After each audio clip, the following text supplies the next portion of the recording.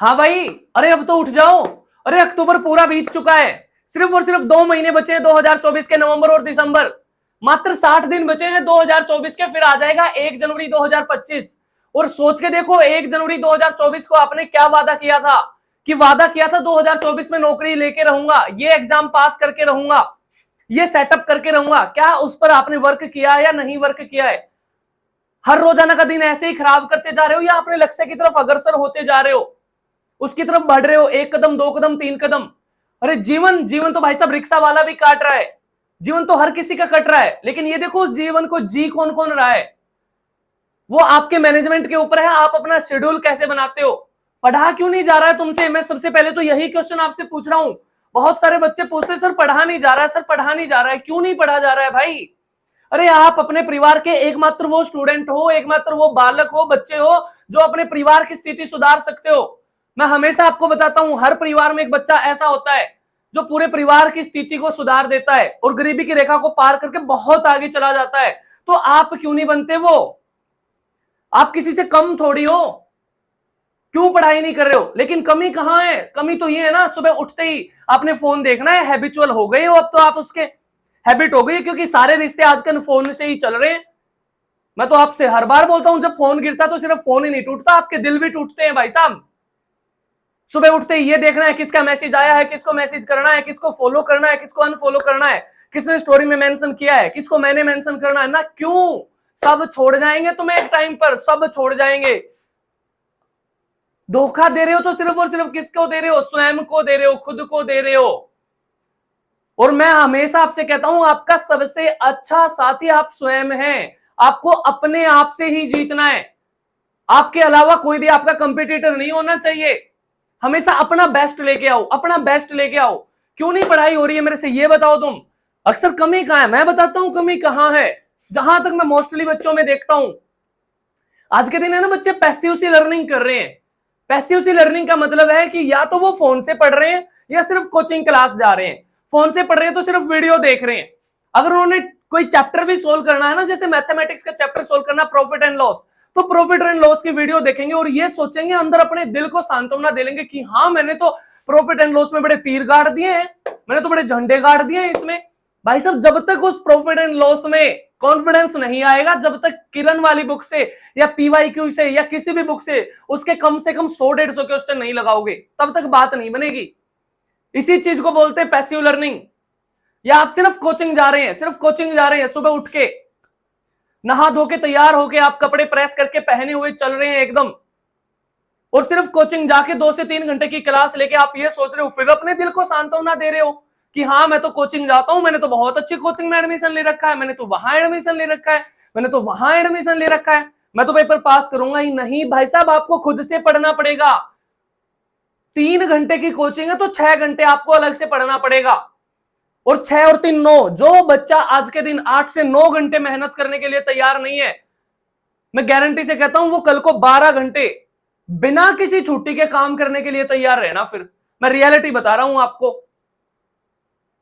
अरे इस जीवन को तो भाई साहब काट तो हर कोई रहा है, हर कोई काट रहा है, रिक्शा वाला भी काट रहा है, हर कोई इस जीवन को काट रहा है। जीवन तो सभी का कट रहा है ना, लेकिन ये देखो इस जीवन को जी कौन रहा है अच्छे से, और जो अच्छे से जी रहा है कैसे उसका टाइम मैनेजमेंट है, कैसे उसका शेड्यूल है। क्या वो भी सुबह उठते ही फोन देखता है? नहीं, तुम्हें तो हैबिट हो गई है, फोन को संभाल लिया तो सारे रिश्ते संभाल लिए तुमने। थोड़े से दिन कट हो जाओ हर एक चीज से जो आपको डिस्टर्ब कर रही है, सिर्फ और सिर्फ अपने टारगेट पर ध्यान दो। क्या रोजाना सोते टाइम अपने टारगेट की याद तुम्हें आती है? जो भी तुम्हारे लक्ष्य हैं, जो भी तुम्हारी ड्रीम जॉब है, क्या उसके बारे में सोचते हो? और क्या सुबह उठते ही उसमें बातें करते हो कि हाँ मेरे को ये करना है, वो करना है?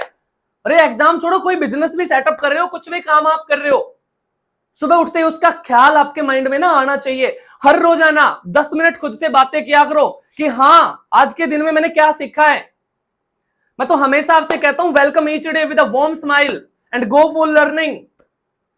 हर एक दिन का बहुत अच्छे से वेलकम किया करो और सीखने के लिए तैयार रहा करो हमेशा और हमेशा।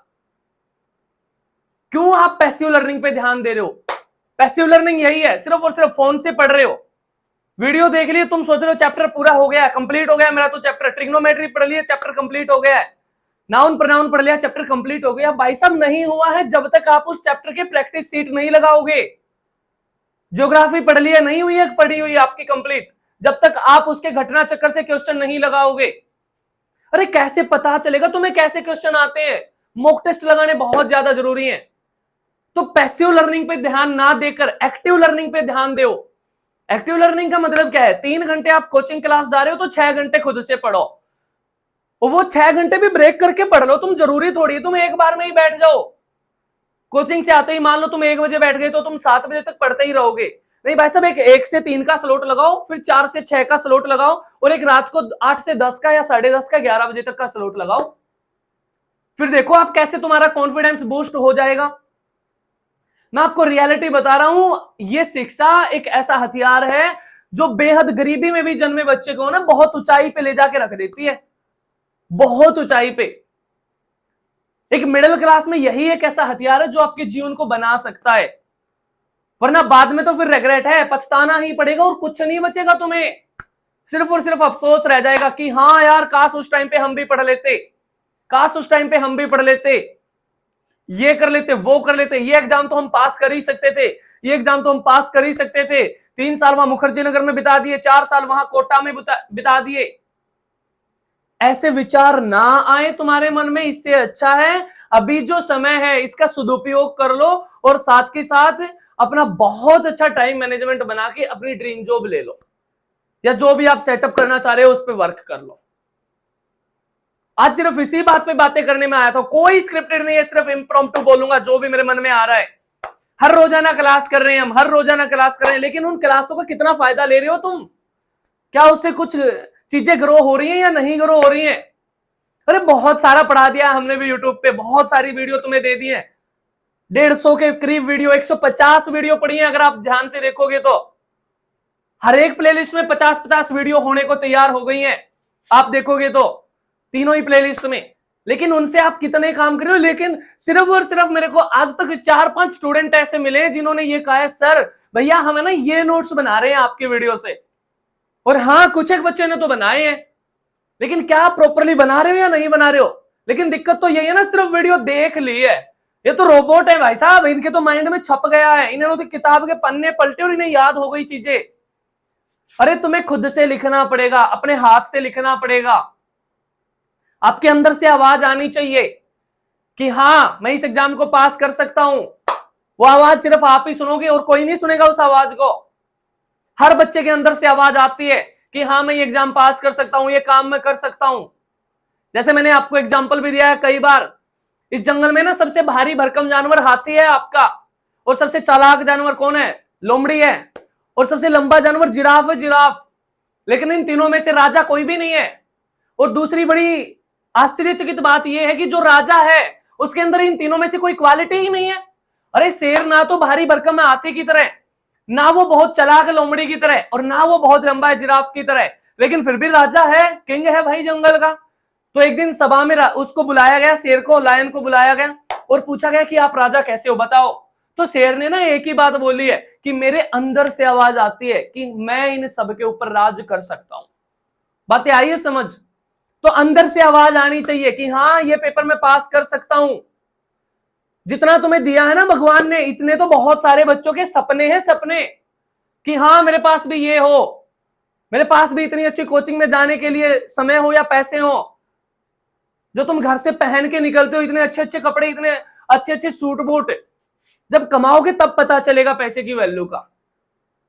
पढ़ा तो दी गई है बातें हमें कि the fundamental unit of life is cell. अरे सेल तो है, वो किताबी ज्ञान है, लेकिन अगर आप सोच के देखो ना, थोड़ा सा उस किताबी ज्ञान से बाहर आके देखो, the fundamental unit of life is पैसा है भाई साहब। पैसा प्राथमिक चीज बन गई है आपकी, पैसा हर जगह देख लो आप, मूलभूत आवश्यकताओं में आ गया पैसा। तो अगर आपके अंदर खुद के अंदर काबिलियत है ना तो कुछ कर पाओगे, वरना कोई तुम्हारा साथ नहीं देगा, अकेले रह जाओगे। बताइए बातें, जो आज 8 से 9 घंटे पढ़ने के लिए तैयार नहीं है, अरे पढ़ने में क्या ही है, सिर्फ और सिर्फ बैठ के इस माइंड को कंसंट्रेट करके ध्यान लगाना है। डजंट मैटर तुम्हें नेशनल पार्क आते हैं या नहीं आते, तुम्हें स्टैटिक जीके आती है, यूएनओ आता है, यूनेस्को आता है, क्लासिकल डांस आ रहे हैं या नहीं आ रहे हैं। मैटर ये करता है तुम्हें मेहनत करनी आती है या नहीं आती है। बातें आ रही हैं समझ में या नहीं आ रही हैं? अरे अगर तुम्हें मेहनत करनी आ रही है ना तो तुम्हें सब कुछ आता है भाई साहब। तुम्हें मैथमेटिक्स भी आता है, तुम्हें इंग्लिश भी आती है, तुम्हें रीजनिंग, तुम्हें हर एक सब्जेक्ट आता है। लेकिन क्या आनी चाहिए? सिर्फ और सिर्फ मेहनत करनी आनी चाहिए। अब तो उठ जाओ भाई साहब, कब तक सोते रहोगे? 1 जनवरी 2025 आ जाएगा, ऐसा नहीं है फिर 1 जनवरी को फिर तुम वादा करो और 10 जनवरी 15 जनवरी तक तो फिर फूफा रहेगी कि हाँ ये बनाऊंगा, जिम में जाऊंगा, बॉडी बनाऊंगा, और फिर से वही नॉर्मल लाइफ चल गई है। अरे हर एक दिन नया साल है तुम्हारा, हर एक दिन नया साल है। क्यों नहीं पढ़ा जा रहा है तुमसे? ये जीवन, ये भाई साहब जीवन घट रहा है, बढ़ नहीं रहा है, ये घट रहा है जीवन। हर पतंग को एक दिन कचरे के डिब्बे में जाना है, हर पतंग को कचरे के डिब्बे में जाना है, लेकिन उससे पहले तुम्हें आसमान छू के आना है, बुलंदियों पे जाना, तुम्हें आसमान छू के आना है हर पतंग को। क्यों नहीं पढ़ा जाएगा तुमसे? जिंदगी हमें हर रोज मिलती है, हर रोज मिलती है भाई साहब, जिसको हम टुमारो के नाम से जानते हैं, आने वाला कल। हर रोज नई जिंदगी है, लेकिन वो ड्राइवर के ऊपर है, उसको कैसे आप चलाते हो, कैसे उन 24 घंटे का आप दोहन कर रहे हो। जो अमीर लोग हैं या जो सक्सेसफुल जो पीपल हैं, उनके पास 25 घंटे नहीं है किसी के भी पास, हर किसी के पास 24 घंटे हैं। लेकिन डिपेंड ये करता है कि उसने 24 घंटे अपने कैसे यूज किए हैं, उसने अपने 24 घंटे कैसे यूज किए हैं। लेकिन आप कैसे यूज कर रहे हो? एक एक मिनट, एक एक सेकंड कीमती है तुम्हारे जीवन की। एक एक सेकंड मत चलाया करो ये रील। मुझे तो ऐसा लग रहा है आगे इवोल्यूशन में ये अंगूठा बढ़ाना हो जाए हमारा, पता भी नहीं चलता 1 घंटे का, 1.5 घंटे का। सोचते तो ये है कि 10 मिनट चलाएंगे सिर्फ इंस्टा। ये सोशल मीडिया जहां जागरूकता फैला रहा है ना, आपके जीवन को स्पॉइल भी करता जा रहा है। दिक्कत क्या है? ये वीडियो देख ली, इसके नीचे एक वीडियो और मिलेगी, तुम फिर उस पर जाके क्लिक करोगे, फिर एक वीडियो और मिलेगी, फिर तुम उस पर जाके क्लिक करोगे।